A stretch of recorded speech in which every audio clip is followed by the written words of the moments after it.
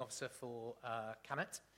It's the InsurTech division for AXA Insurance. I've been there a few months. Prior to that, I've worked at a range of different companies, Equifax, where I actually set up and grew the marketing team, British Airways, but also smaller organizations as well. So I think why I'm passionate about this as well is the fact that part of the discussion for me is statistically it makes sense to have an inclusive team, but actually, from a size perspective, the different size of organization, how do you achieve that when you might only have 3 or 4 roles? If you've got thousands and thousands of people in marketing, maybe there's a slight difference here. But also, what does inclusivity mean to those organizations, and how do they achieve inclusivity from a marketing perspective rather than just a team perspective? So that's what I'm passionate about, because I think there's different ways that people can think about this in terms of really taking the benefit for their organization and also their customers. Chris. Hi, I'm Christine Bailey. In real life, I'm in B2B marketing, have been for all my career. And about 3 years ago, I was asked to lead Connected Women at Cisco. So I got really interested in promoting women and gender advancement and diversity. And I blog for Forbes Women. And I'm also a judge on the Women in Business Awards in the UK. And I guest blog in various women's networking organizations. That's why I'm delighted to be here today. Perfect. Hi, Vera Loftus. I work for a company called Blue Wolf. We are an IT consulting firm. I actually grew up on the marketing side and then transitioned into a technology-focused type role very early in my career. And it was quite a change in terms of gender diversity to come from a very female-oriented marketing space into boardrooms of IT men. And so it's always been, I think, something that I'm passionate about. I've been really lucky to work for an organization that puts diversity at the forefront, of its culture.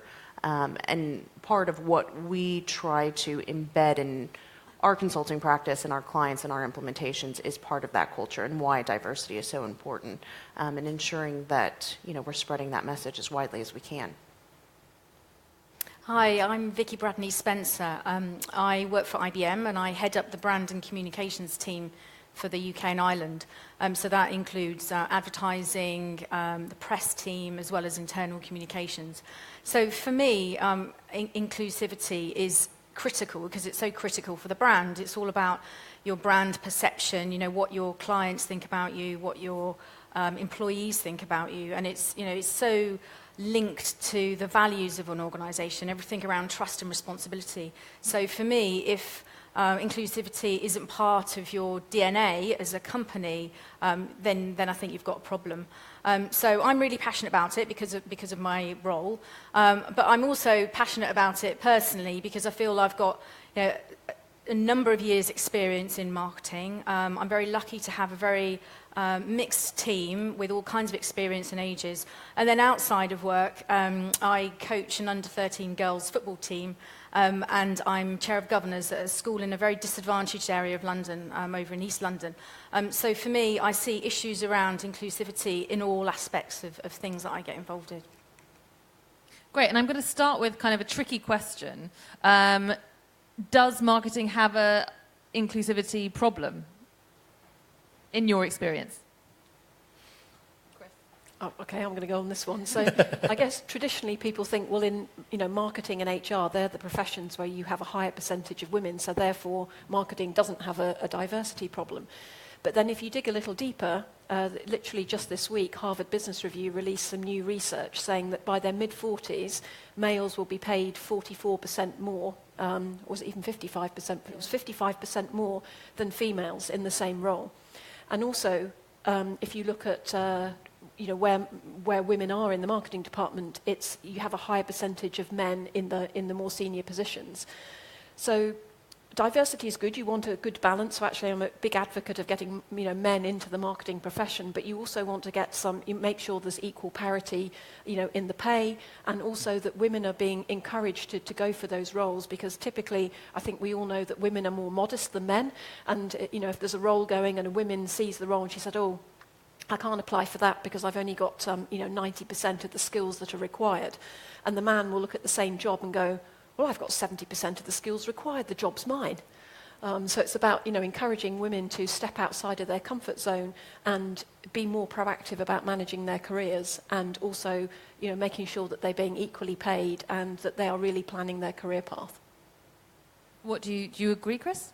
Yeah, I mean, I think that actually making sure that there's the right environment. I think actually the DNA piece is something that subconscious level, where actually it should never be a consideration at all. But actually, it's subconsciously, it's just encouraging that open-mindedness and that opportunity. And as you said, actually, I've had people in my teams where I've literally walked up to the desk and said, you should apply for this role, or have you thought about this? Because after a few weeks of the job being published, I know that they haven't. And I think you just have to sometimes build that encouragement type environment where people feel that yes, they can apply, but also encourage people, who may be a little bit shy or maybe don't think of themselves in the same confident way they should be. So I think you do have to be a little bit more proactive as well. I think that's kind of where I come from, is what are the practical things that I can do every day to help encourage people and promote people. Because I like nothing like somebody in my team from Equifax. She did a fantastic job with us. She then stepped out of our company and went off to be a marketing director. She was only a senior marketing manager at Equifax. And that makes me very proud that actually there was somebody we were able to grow. And she was confident enough to step outside of not just wanting to look at an internal role, but something externally to grow, because we didn't have anything, unfortunately. So, having that ability, that's something that everyone should take pride in, is growing their teams and making sure that they encourage them to build that confidence to apply for these roles. I think it's a specific challenging too for the marketing department. I think we mentioned this in the last panel. The role of the marketeer is changing, and so as that diversifies more and that becomes more permeated throughout the organization, and I think Gemma mentioned the marketer's role is to tell the story of the organization internally and externally. And I think as we take on more of that responsibility as marketers, you do need diverse teams, and you do need to think about, expanding skill sets and expanding creative potential and innovation. And that does take, a level of planning and a level of purpose, instead of just, necessarily hiring people for the right roles, thinking about how diverse those roles need to be. And I think something just to add into the conversation, I find in my experience at IBM is that a lot of the females that I work with may be working part-time as well. So they've got that disadvantage because they may have been out on maternity leave, they may be working part-time. So they've got that additional issue around their confidence. So in addition to coaching and encouraging, it's finding opportunities for them to actually stretch themselves. So sometimes I have to almost create those opportunities as well as encouraging them to do it, and it's helping them raise their profile. So they build their brand and they get known for something. What are they actually famous for? So it's about doing that too. I mean, I'm imagining that you guys are part of women's networks or have women's networks at your places of work. What about companies that don't have women's networks? How can people get started and make sure they're not completely leaving out men? Because I think that's also a problem on the other side as well. Sorry, can I take that one first? Because I'm not part of a women's network. Really though, some do allow. I have a network on LinkedIn, and a lot of them are women. So I guess that's my women's network. But I think inclusivity. Yes, there's a huge piece here about women. But let's also recognise the fact that actually, marketing teams, from a diversity perspective, it is about background, it's about race, it's about religion, it's about orientation. All those things are just as important. So whilst I know we're focused on some women here, actually a lot of the research is not just about women, it's about actually that inclusivity across a range of different topics that people find very hard to talk about sometimes. And again, it comes down to the subconscious, and about when you're actually hiring people, especially in small businesses where you may only have headcount resource in your budget for 2, 3, or 4 or 5 people, and you might have inherited those people. They might have been in those roles for 15 years, and your remit as leading that team is to transition that team, to change the business, to lead it into new new markets. How do you do that without stepping on some of these pretty vital topics to encourage that diversity? one way is, obviously, going out and looking at agencies and working with agencies that help bring that diversity into your marketing mix. I do agree that, in terms of everything we've said about women, but let's not just limit ourselves to that one topic, because I think otherwise, inclusivity becomes something of a, just a very, singular gender-specific topic, and it's not. I mean, I've witnessed things at British Airways where, in marketing, individuals would apply for jobs from certain markets back at head office. And just the way people were saying things about reading their CVs or applications really made me feel uncomfortable because of what they were saying about this person coming from, a certain other part of the world. And I think that's, that's the piece that we've also got to be conscious of as well, is, how do you bring that inclusivity? We talk about millennials, but we also talk about if a business wants to grow into new markets, it's got to understand that market. It's got to have a broad range of views. And, it can't just be about men and women. When you saw that kind of behaviour that made you feel uncomfortable, was there anything you can do to kind of challenge that? I speak my mind. I mean, I don't take prisoners, quite frankly. I mean, it's a waste of time for the business if you allow that kind of behaviour to just exist. You have to challenge it. And you have to openly challenge it and point out the fact that actually, A, in the UK, that's an offence, but B, it shouldn't be implicating anyone's decision in terms of who they appoint into a role. What about the rest of the panel? Have you guys ever experienced bias in the workplace, and how have you challenged that behaviour or policies? Yes, so I have one of the roles that I have within IBM is that I'm a manager champion for diversity and inclusion. And the reason that we have these roles set up is that at a global level in our marketing function, there's a council around diversity and inclusion. And what they wanted to do was hear from managers on the ground who are leading large parts of the marketing organisation and hear from them what issues and challenges we were finding around inclusivity. So earlier this year, I joined together with lots of colleagues from all around the world, and actually the types of issues were perhaps not what I expected before I went. So the group that I aligned myself with was a group which we called Breaking Down the Silos. And so that issue is around inclusivity between different markets. So in large organizations, you have global teams and you have local teams, and often there's a sort of a them and us attitude. So it might be their behavior, it might be the language they're using, it may be that they develop a campaign and then chuck it over the fence for us to do. And so you have these barriers that build up. And so it's how do we best break those down? So I felt that I had personally witnessed this. And so what we're now doing as a team is addressing that and building projects together. So, using agile marketing and design thinking, and then coming up with different solutions in terms of how do we change the behavior across a very large organization, which is always a challenge. So as I say, it's not necessarily something that would be something you might have expected, but it's definitely an issue around inclusion. I think the important thing, too, is keeping the conversation open. To your point, if that's in a formal setting or in an informal environment, I think mentorship becomes hugely important. And I think a lot of your young career is made up of trying to understand barriers and what you can push and where people should be able to push you and what's, relevant for your role and what is, inclusion versus exclusion. And I think creating an environment and a culture that is open and honest about that, because I think the reality is it's going to happen in any culture, in any environment. I think the important piece is keeping an open dialogue, so making employees feel like they can have that conversation with their managers, with somebody else, that Chris feels comfortable enough to push back on the fact that he doesn't think these CVs should be, chucked out because of X, Y, and Z. And I think that comes from both the employee side, feeling comfortable to have those conversations and making sure that as individuals, we're living up to our potential in that respect, but also from an employer standpoint, creating an open environment. I think it's really important to constantly challenge your own unconscious bias, because we all have them. And I used to be really against quotas, saying, well, it should be on merit. Women should get, that role on the board on merit.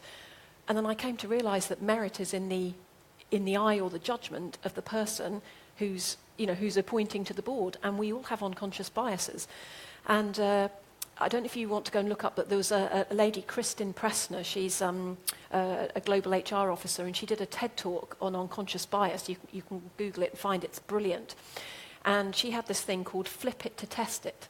And she said, if you flip it the other way round and it sounds stupid, then you've probably got an unconscious bias. And she gave an example of, it was a tweet from a policeman. And she said, so she did it the other way round. So, sorry, the tweet was from a policewoman, sorry. And she said, I don't mind being called a policeman. It's the same profession at the end of the day. Flip it to test it. Tweet from a policeman saying, I don't mind being called a policewoman. It's the same profession at the end of the day. You smile when you read that because that sounds ridiculous. So that's an unconscious bias. So try it out, flip it to test it, and you'll test your own unconscious biases. Yeah. I like that a lot. And we've talked a lot about how inclusivity and the benefits of inclusivity on the team and on the individual. What about the actual marketing campaigns and the work that's being produced? I know that Mars, I saw somebody speak from Mars recently and talking about a particular campaign they did where they featured people with disabilities, and they had that the actual increase in sales was unbelievable. I guess it just resonates better with your audience. I mean, any thoughts on that? Yeah, I think was it not Kit Kat? Or was it, I can't remember. Maybe Mars own. Yeah, I think it was Kit Kat that they'd done a very inclusive advertising campaign. Yeah, I mean, I think at the end of the day, anything that makes your ad far more relevant to the person that's seeing it is a good thing. And I think we've come a long way since advertising many, many years ago, where it was very kind of staid and boring and traditional in terms of what you'd see. So I think at the end of the day, that's really what marketeer is. Part of the role is about effectively bridging that relevancy gap between what you have as a business, service, product, and your audience. And the closer you can get to that audience and make that product more relevant to them and show that audience that it's relevant to them, absolutely. And inclusivity, quite rightly, is one of the biggest pieces that, again, statistically, we talked about statistically businesses that have an inclusive culture but also have inclusivity in part of their marketing succeed far more than businesses that don't. We're probably all sitting up here thinking, actually, don't tell them that's the best kept secret, because it's true. And it's a competitive advantage for companies that do actually have an inclusive strategy in terms of their marketing. Chris, I think when we were emailing before, when you were talking about being careful when you assume that your audience wants a certain thing and actually they don't. Do you want to kind of elaborate on what you were saying? Well, I guess actually building on the unconscious bias that we all, don't know that we have, we were developing a marketing campaign at Cisco, and we had two versions of it. We had it in red and we had it in purple, and we put the two versions up, and we had a show of hands. Who likes the red version? All the men put up their hands. Who likes the purple version? All the women put up their hands. Now, if we'd gone with the majority vote, because at that time there were more women than men in the meeting, we would have gone with the purple version. But in actual fact, the target audience was mostly men, and men prefer red.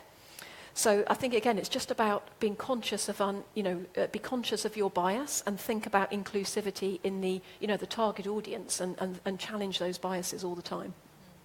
And I think that's interesting what you say, Christine, because that's why I think it's really good to work with agencies. It's so important to do all the research testing beforehand, because that brings that diversity there. Because sometimes you can be very insular and you think you know what's best, you think you know your audience, you think that they're going to like this, but actually you need to test more before you go out there and do that. So.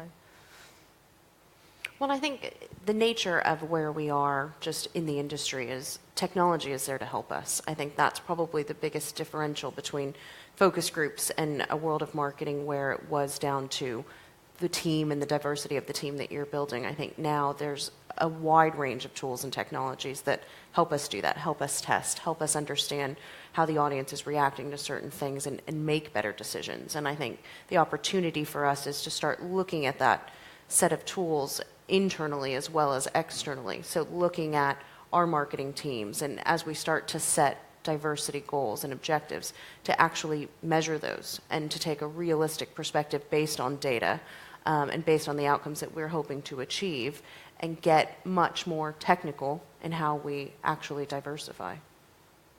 And Christine, you were talking earlier, those stats, those kind of horrifying stats about the gender pay gap. Kind of finally, because I think we probably have to wrap up quite soon, but any kind of insight into how that could possibly be closed? I know that's a huge question, but any thoughts? Well, I think legally companies, and I can't remember the exact date, but very soon are going to be forced to publish their statistics of the different pay scales. So employees should be asking for that data, because that will, by law, your companies will be made to publish that. And I think just question it. Ask what what the scale is, what other people are getting. Don't rock the status quo. Don't just accept it. Challenge it. I think there's also a responsibility that we have as leaders in terms of coaching younger members of the team. So certainly when I started out in marketing, I didn't know how to ask for a pay rise. I didn't know how to challenge. And it's something that's come with experience. I don't know whether I'm necessarily that good at it, but I force my team now to have that conversation with me, and they get uncomfortable and they don't know how to do it, and I push back, but at least they get used to doing it, and I make them promise that whenever they leave me and go off and go elsewhere, that they will carry on, because if they don't ask, they don't get. And typically you do find that the men are, a bit more prepared or a bit more willing to actually ask for that pay rise and actually believe that they're worth more. And so then the other thing that I do with any females in my team is make sure that they know their business value. So it's really important in marketing, because it can be viewed as being something that's very fluffy, but they do add value, and they need to know what the metrics are behind that. So they need to be able to talk about it and actually prove it and demonstrate it.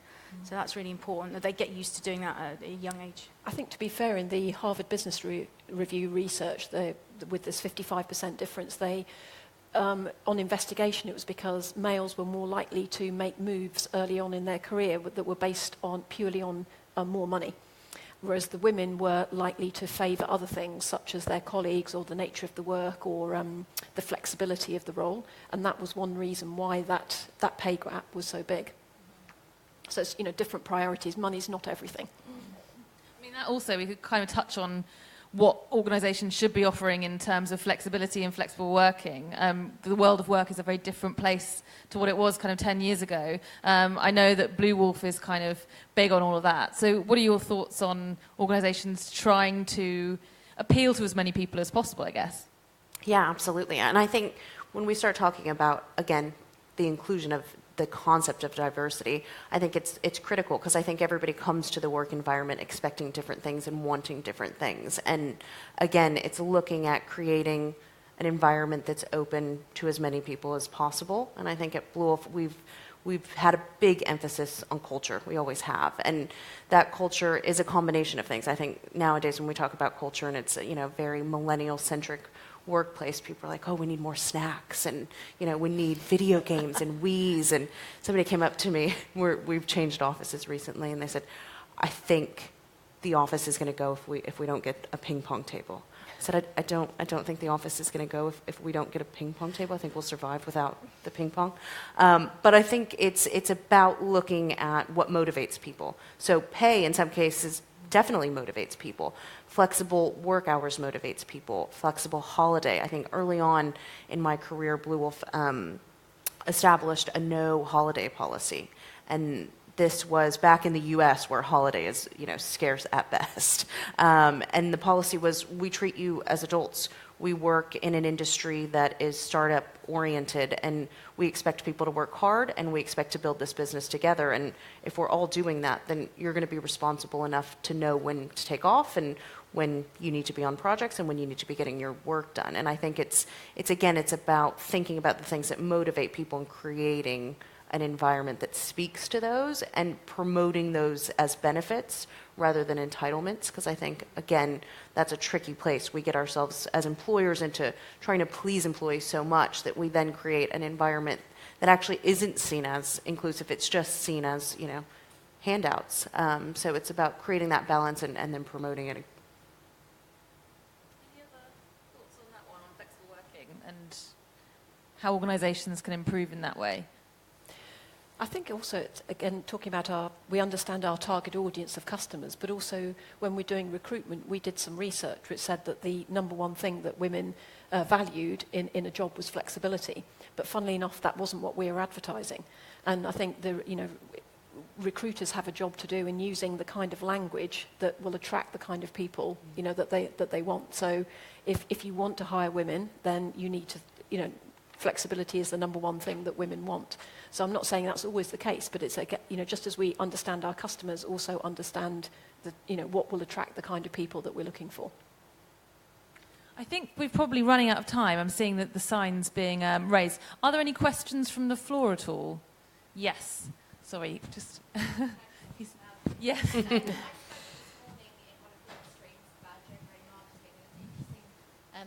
It's interesting that some of you echo some of the research findings of ours. One thing that concerned me in looking around the room now is that diversity and inclusion and gender equality is not near the top of the agenda in our industry. The turnout in this room, I was so excited about this panel, but there's not hundreds of people. In my talk, there were 15 people. One of them was a man. And I just wonder what your thoughts are. How can we get this nearer to the top of the agenda in the industry to make things better for everyone? I think it's changing the conversation to relate it back to business outcomes. Because I think, in all of these sessions, we're talking about how to be better marketers, how to affect the bottom line, how to generate more revenue, how to be more productive. And I think the conversation, has to, and it is with a lot of research that's coming out lately, show how diversity isn't just something that we should do or that we should consider or that we should keep talking about, but how it actually affects how a business runs and how much money it can produce. And, sorry, I'm getting the end sign. And what type of actual business strategies it can help move forward. And I think, when there's more and more evidence, which I think going back to the idea of the tools, I think we are at a point where we will be able to produce data, and we are starting to, around the actual impact that this has. I think it'll be an enormous uptake. You won't have a choice, right? If you would like to make more money, you will have to put it at the top of your agenda. And I think that's got to be the goal in proving that. Maybe next year we'll have the same panel and we'd have a room full of people. That would be the dream. Yep. So we've seen the very final end sign. So yes, I want a big round of applause to my four lovely panelists. Thank you. Thank you.